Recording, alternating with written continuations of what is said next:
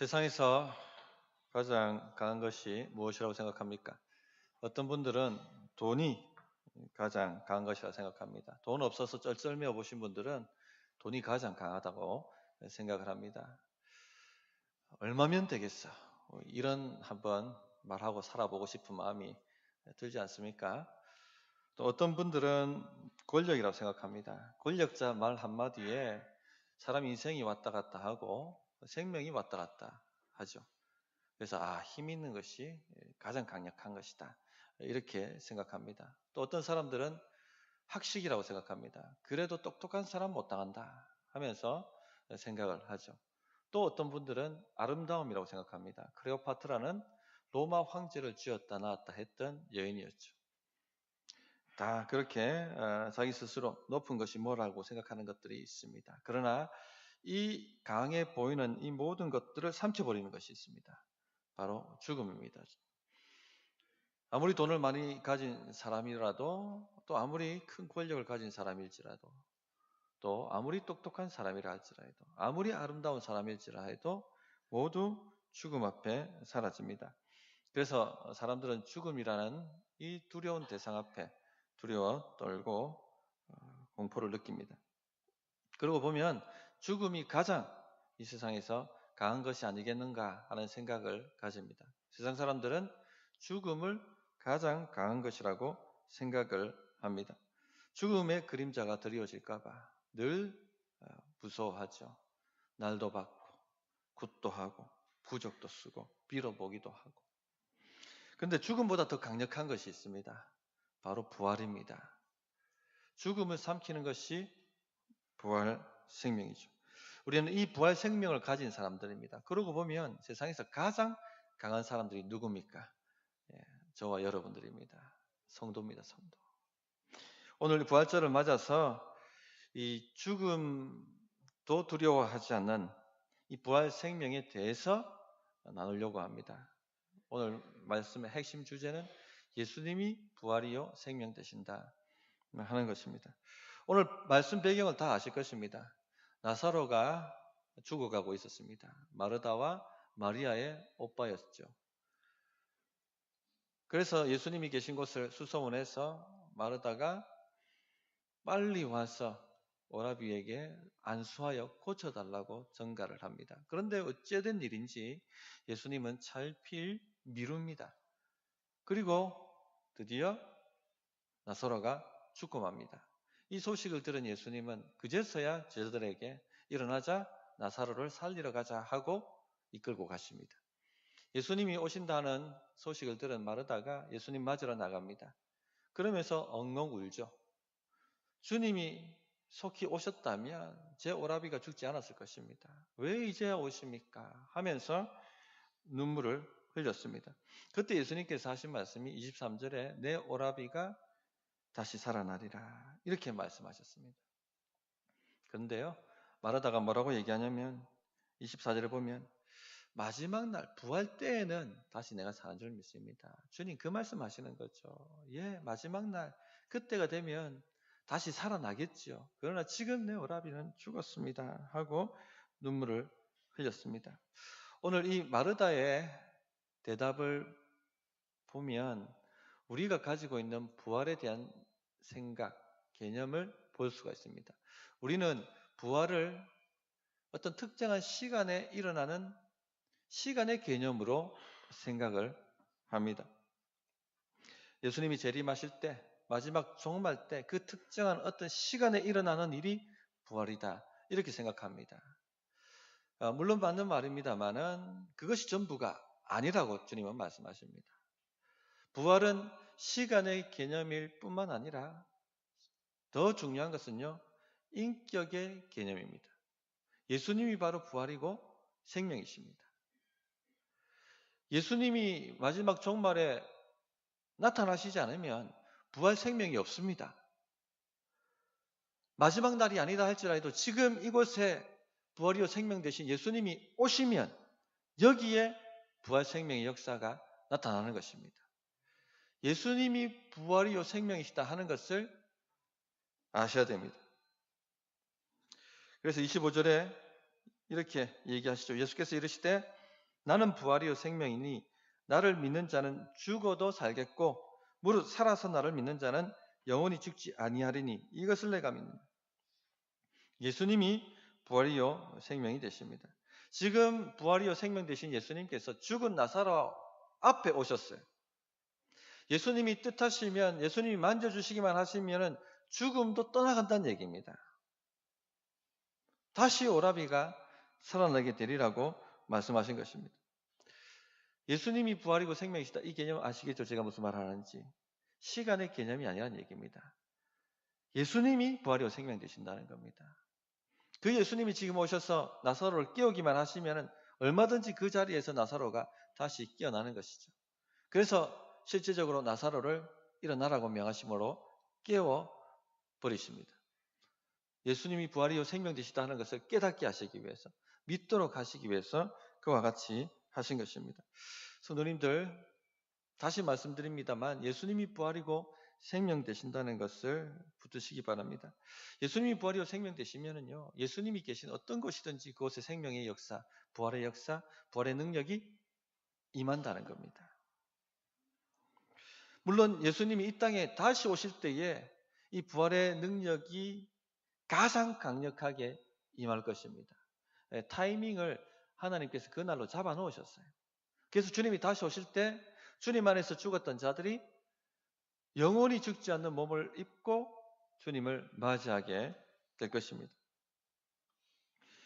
그러나 주님이 부활이고 생명 되시기 때문에 지금 이 땅에서도 부활의 능력을 맛볼 수 있다 하는 것을 우리는 알아야 하겠습니다. 주님께서 뜻하시기만 한다면 나사로를 살리는 역사가 지금 이곳에서도 충분히 일어날 수가 있습니다. 맛보여주는 것이죠. 물론 나사로는 다시 술을 누리고 죽습니다. 최종 부활을 남겨두고 있습니다. 그러나 다시 살리시는 것은 주님이 부활하시다는 것을 맛보여 주시는 것입니다. 이와 같은 맛보기는 이 땅에서도 충분히 계속해서 지금 일어나고 있습니다. 오늘날에도 선교지에 보면 죽었던 자가 살아나는 기적적인 사건들이 기록되고 있고 보고되고 있습니다. 그레이그 키너라는 세계적인 신학자가 있습니다. 사도행전 주석, 방대한 주석을 쓰신 분이기도 하고 또 세계적으로 지금 일어나고 있는 기적들을, 사례들을 조사해서 수집하고 연구해서 오늘날에도 하나님의 기적은 일어나고 있다 하는 그런 책도 쓰셨죠. 기적이라는. 이 그레이그 키너가 리스트로 벨이라고 유명한 목사님과 인터뷰하는 그 책에 보면 콩고에 사는 테레즈라는 아이가 뱀에 물렸다 죽었다 다시 살아나는 기적을 이야기합니다.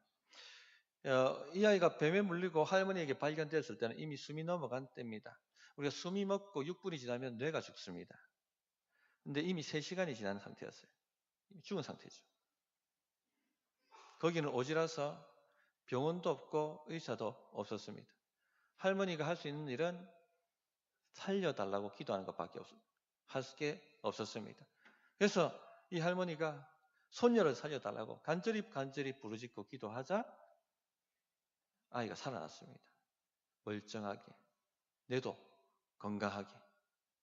이런 기적들이 있죠. 이런 건 맛보여주는 것입니다. 주가 부활이고 생명 되신다는 것을 믿도록 그렇게 맛을 보여주는 것이죠.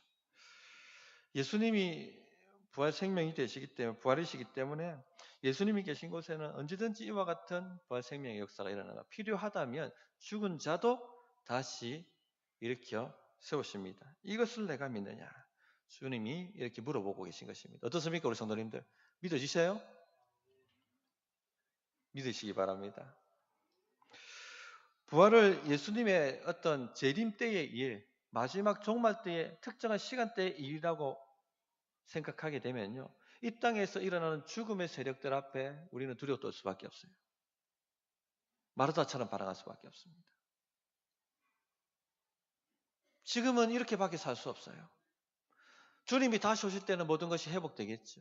그러나 지금은 이렇게밖에 살 수 없어요 하는 패배주의에 빠져서 살아갈 수밖에 없다는 얘기입니다. 그러나 주님이 부활이요 생명 되시다면 그 주님이 우리와 함께 하시고 그 부활 생명 되신 그 주님께서 성령으로 우리와 함께 하시고 우리를 떠나지 아니하신다면, 그러면 우리가 어느 곳에 있든지 간에 어떤 상황과 환경을 만났든지 간에 그 부활 생명의 역사는 우리 안에 임하고 있다는 것입니다. 사망의 음침한 골짜기를 지나고 있는 중일지라도, 기가 막힐 웅덩이에 빠진 상태일지라도, 혹은 탄탄대로의 길을 걸어가고 있는 때라고 할지라도 주님이 우리와 함께 하시기 때문에 이 부활 생명도 우리 안에 역사하고 있다는 것입니다. 이것을 붙들고 믿으시기 바랍니다. 왜 이것을 믿는 것이 중요한가 하면 지금 여기 역사하고 있는 죽음의 세력들을 그래야 이길 수 있기 때문에 그렇습니다. 나를 믿는 자는 죽어도 살겠고, 이 말씀을 한번 붙들어 보십시오. 이 말씀만큼 강한 것이 없어요. 한번 죽는 것은 사람에게 정한 것입니다. 주님이 우리 때에 재림하시지 않는다면 여기 계신 모든 분들은 한번 육체의 죽음을 경험하게 되실 것입니다.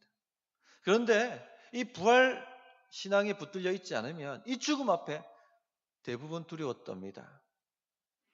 제가 신대원에 공부할 때 교의학을 가르쳤던 박영동 교수님께서 그런 말씀하셨어요. 강의 중에. 서울의 모 교회, 유명하고 큰 교회 담임 목사님 은퇴하셨는데 병이 들어 호스피스 병동에 있는데 그렇게 두려워 떨었답니다. 내가 죽으면 어떻게, 내가 죽으면 어떻게. 부활 생명이 붙들려 있지 않으면 죽음 앞에 떨게 되어 있습니다. 그러나 부활 생명이 딱 붙들려 있으면 죽음 앞에 떨지 않습니다. 사도들을 보십시오. 예수님이 십자가 지실 때 모두 두려워서 도망갔습니다. 왜요? 잡혀 죽을까 봐. 헤롯의 눈을 피하고 대제사장들 그 눈을 피해서 숨었습니다. 숨어 지냈습니다. 그러나 부활하신 예수님을 경험하고 성령으로 충만해지고 세례받고 난 다음에 그들은 죽음을 두려워하지 않는 사람들이 되었죠. 그렇게 두려웠던 대제사장들 앞에 담대하게 예수님은 부활이요 생명이시다 하는 것을 증거합니다. 그 헤롯 앞에 두려워 떨지 않고 복음을 전합니다. 야고보 사도 같은 경우는 목배임을 당할 그 자리에서도 두려워하지 않고 예수님을 증거하고 주님 앞에 순교하지 않습니까? 사도 바울은 또 어떻습니까? 다메섹 도상에서 부활하신 예수님 만나고 난 다음에 완전히 삶이 바뀌었죠. 죽음을 두려워하지 않는 사람이 되었습니다. 여러 가지 고난과 핍박과 생명의 위협을 받았지만 그는 가는 곳마다 복음 전하는 일에 두려워하지 않고 임했습니다. 사명을 감당했습니다. 이것이 딱 부활신앙에 잡혀 있는 겁니다. 성도님들 어떻습니까? 이 부활신앙에 잡혀 있습니까? 어떻게 하면 그러면 부활신앙에 잡혀 있을 수가 있는가? 부활의 능력으로 죽음의 세력을 이기는 경험을 많이 쌓아가셔야 됩니다. 그래야지 부활신앙에 붙들리게 됩니다. 예수님이 부활이고 생명 되시고 우리와 함께 하신다면 이 땅에서 오는 고난, 죽을 것 같은 고난, 이것이 다 죽음의 세력이죠. 이런 세력들을 이길 수 있다는 것입니다. 우리 안에 그와 같은 부활의 능력이 역사합니다. 왜 그렇습니까? 우리는 죽어도 살기 때문에 그렇습니다.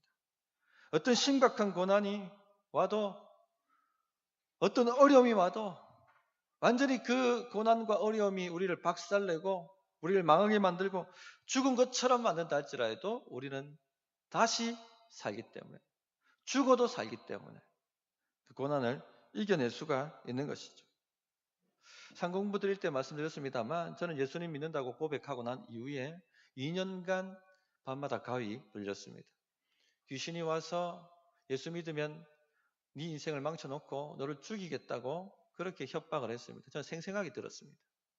밤에 잠을 자기가 두려웠어요. 그런데 저와 같은 그런 일들을 경험하시는 분들을 저는 많이 상담해 봤습니다. 예수 영접 모임하고 난 다음에 집에 갔더니 환청이 들리고 서울에 있는 네 자식, 네가 그렇게 애지중지하는 네 새끼 완전히 폐가 망신하게 만들고 병 걸리게 만들고 죽여버리겠다고 그렇게 협박하고 위협을 했습니다. 교통사고를 일으키고 잠을 자지 못하게 만들고 그렇게 전전긍긍하게 만들어서 고통하는 사람들을 많이 상담해 봤습니다.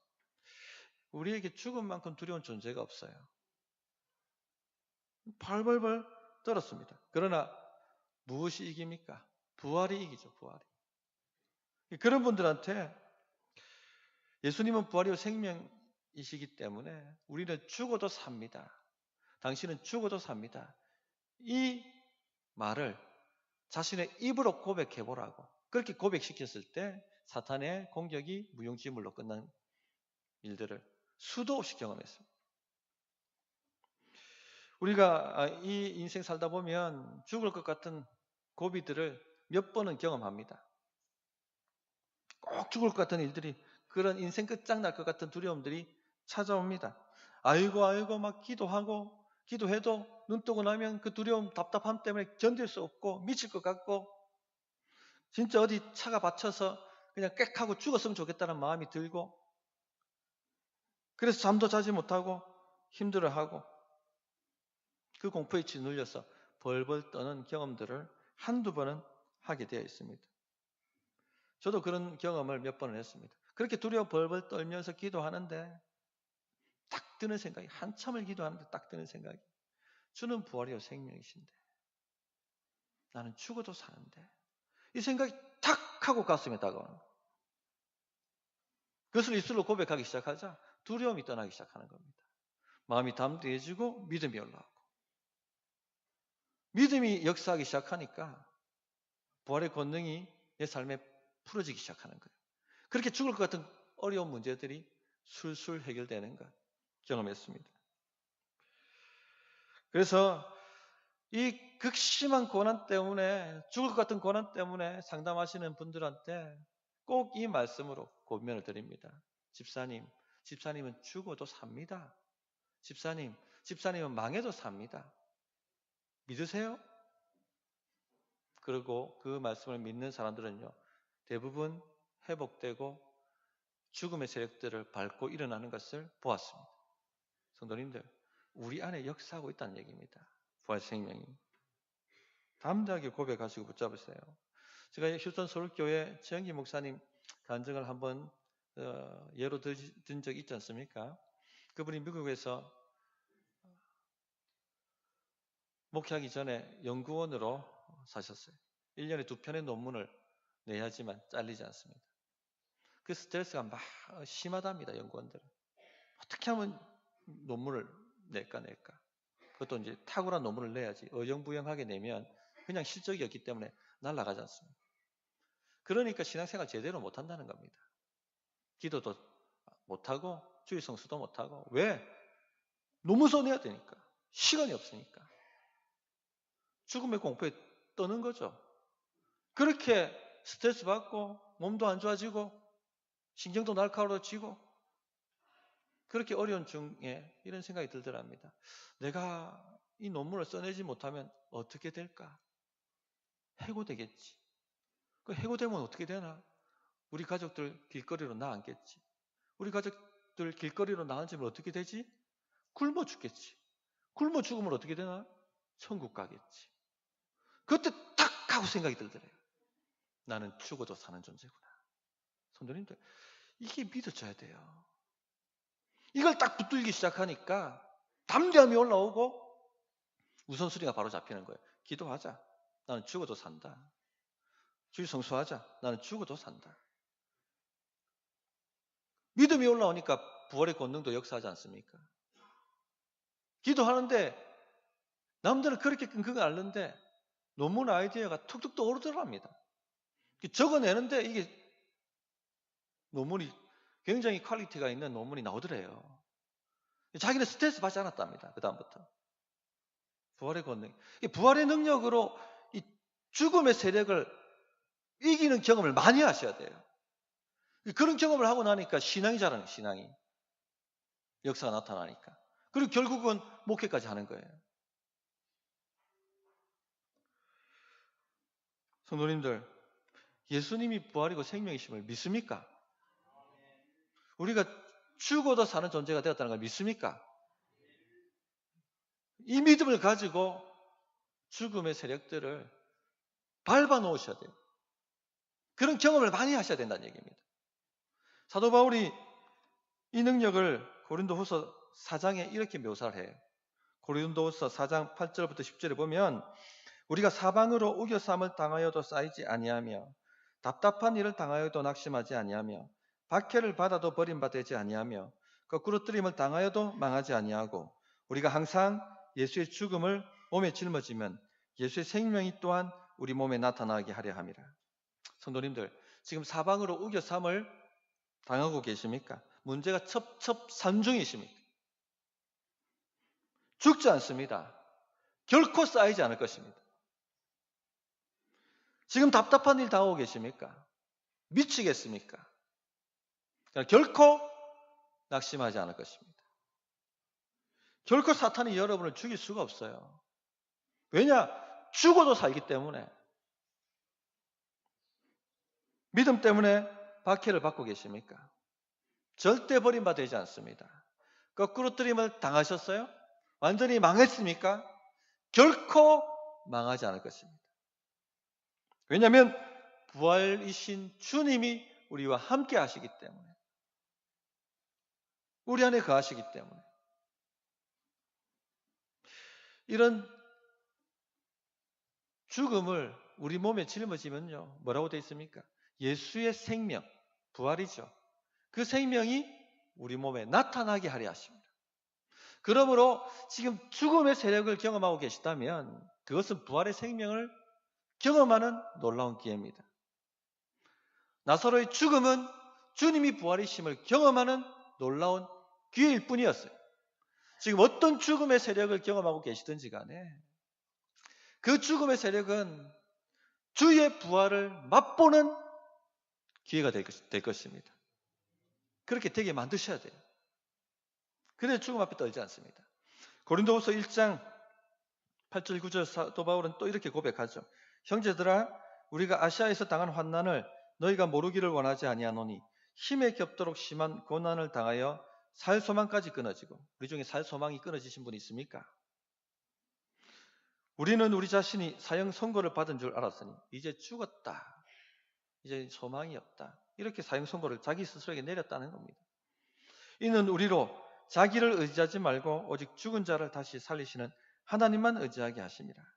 성도님들, 살 소망까지 끊어지신 분이 있더라 할지라도 절망하지 마세요. 어떻습니까? 주님은 죽은 자를 다시 살리시는 하나님이세요. 그 하나님을 의지하게 하기 위해서, 그렇게 하시기 위해서 이 죽음의 세력을 경험하게 하시는 것입니다. 그래서 살아나지 않습니까? 사도 바울이. 지금도 살리셨고 과거에도 살리셨고 앞으로도 살리실 줄 내가 믿나이다. 앞으로 어떤 고난? 백보자 앞에, 그 지옥의 죽음 앞에 다시 우리를 살리실 줄을 내가 믿나이다. 이래 되는 거예요.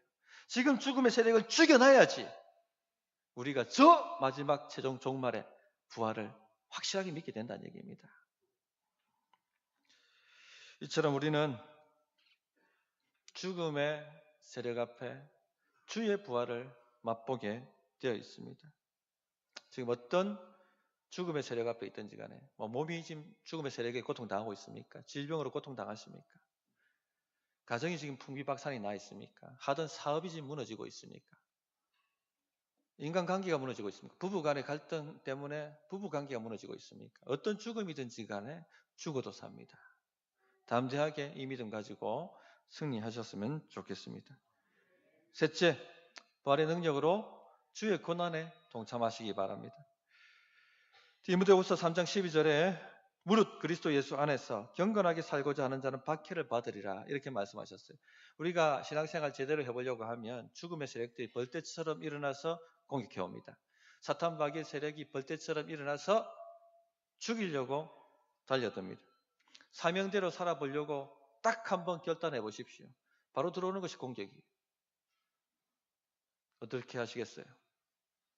두려워 떠시겠습니까? 많은 분들이요, 이 죽음의 공포 앞에 무엇을 놓느냐면 믿음을 놓아버려요. 믿음을 놓아버려요. 그런데 믿음을 놓는 것은 답이 아니라고 말씀드렸죠.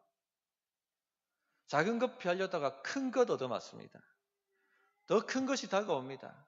나중에 어쩌면 예수님께서 나는 너를 모른다라고 말씀하실지도 몰라요. 그럼 타협하시겠습니까? 적당히 여기 갔다가 저기 갔다 하시겠습니까? 타협하는 것은요, 평생 사탄 마귀한테 종노릇하는 겁니다. 평생 짓눌려 살 거예요. 그런 삶을 살고 싶습니까? 늘 되는 것도 없고 안 되는 것도 없고 그러면서 점점점 안 돼가고. 예수님이 부활이요 생명 되심을 믿으십시오. 믿는 자는 죽어도 삽니다. 이 믿음을 가지고 사명의 자리에 우뚝 서야 됩니다. 물러가지 말아야 됩니다. 빌립보서 3장 10절 11절에 사도 바울은 이렇게 말씀합니다. 내가 그리스도와 그 부활의 권능과 그 고난의 참여함을 알고자 하여 그의 죽으심을 본받아 어떻게 하시든지 죽은 자 가운데서 부활에 이르려 하노니. 내가 그리스도와 그 부활의 권능과 그 고난의 참여함을 알고자 하여. 주의 부활의 권능과 그 고난의 참여함이 같은 거예요. 주의 고난은 사명이지 않습니까? 이 주의 고난에 참여하면 할수록, 사서 주의 고난에 참여하면 할수록 뭐가 경험된다는 겁니까? 주의 부활의 권능이 경험되더라는 얘기예요. 바울이 이 비밀을 깨달아 알았던 것입니다. 주를 위해서 사서 고생하고 사명을 위해서 사서 고생하면 내가 죽을 것 같은데, 이미 죽었어야 되는데 오히려 살더라는 겁니다. 이게 부활의 권능을 경험하는 방법입니다. 그래서 이 부활의 권능을 풀파워로 경험하기 위해서 주의 죽으심까지 본받고 싶다라고 얘기할 정도로 얼마나 강력했으면 주의 죽으심마저 본받아서 주님을 부활시킨 그 부활의 능력을 온전히 알고 싶습니다. 그렇게 고백을 하고 있습니다. 성도님들, 사도 바울은 온갖 고생을 다 하신 분이에요. 그러나 부활의 능력에 비하면 그 고생 아무것도 아니라는 얘기입니다. 아무것도. 이 사도행전 살펴보셔서 아시겠지만 사도 바울은 옥에 갇히고 매도 수도 없이 맞고 파선도 하고 동족의 위험과 또 여러 가지 깡패들의 위험, 목숨의 위험을 수도 없이 넘긴 사람입니다. 그러나 뒤로 물러서지 않았어요. 쫄지 않았어요. 두려워하지 않았습니다. 두문분출하지 않았어요. 오히려 이 죽음의 세력들을 하나하나 정복해갔죠. 왜? 하면 할수록 경험되니까. 그래서 고린도후서 11장에 보면 자기가 어떤 위험을 당했는지 이렇게 고백을 하고 있습니다. 내가 수고를 넘치도록 하고 옥에 갇히기도 더 많이 하고 매도 수없이 맞고 여러 번 죽을 뻔하였으니 유대인들에게 40에 하나 감한 매를 5번 맞으며 3번 태장으로 맞고 1번 돌로 맞고 3번 파손하고 일주야를 깊은 바다에 지냈으며 여러 번 여행하면서 강의 위험과 강도의 위험과 동족의 위험과 이방인의 위험과 신의 위험과 광야의 위험과 바다의 위험과 거짓 형제 중에 위험을 당하고 또 수고하고 애쓰고 여러 번 자지 못하고 줄이며 목마르고 여러 번 굶고 춥고 헐벗었노라. 이 정도면 죽어야 됩니다. 이 정도면 죽어야 돼요. 그렇잖아요. 이 정도면 그냥 사탄 마귀한테 눌려 살아야 되는 겁니다. 그런데 뭐라고 고백하냐면 고린도후서 12장에 보면 고린도후서 12장 10절에 그러므로 내가 그리스도를 위하여 약한 것들과 능력과 궁핍과 박해와 공고를 기뻐하노니 이는 내가 약할 그때에 강함이라. 이 약할 때에 오히려 부활의 능력이 권능이 더 강력하게 역사하고 체험되더라는 것입니다. 꼭 내가 죽을 것 같은데 살더라는 거예요. 성도님들, 사명 감당해 보십시오. 꼭 내가 죽을 것 같은데 안 죽습니다. 살아납니다. 주님이 정말 부활하시고 난 것을 경험하게 됩니다. 이런 경험들이 쌓이고 쌓여야지 죽음의 세력 그 공포 앞에 두려워 떨지 않고 오히려 파괴해버리고 맙니다. 사망아 내가 쏘는 것이 어디 있느냐, 이렇게 담대하게 사망을 향하여 외칠 수가 있게 되는 것입니다. 말씀을 정리하겠습니다. 가장 중요한 이 말씀을 잘 붙드시기 바랍니다. 예수님이 부활이요 생명이 되십니다. 그 주님이 지금 우리와 함께 하십니다. 우리가 그 주님 안에 거하고 주님이 우리 안에 거하고 계십니다. 두 사람이 모인 곳에서 내가 너와 함께 하리라 하셨죠. 이곳에 지금 그 부활의 생명이 함께 역사하고 계십니다. 그러므로 이 부활의 능력을 가지고 나는 죽어도 산다는 이 믿음을 가지고 죽음의 세력들을 정복해 보십시오.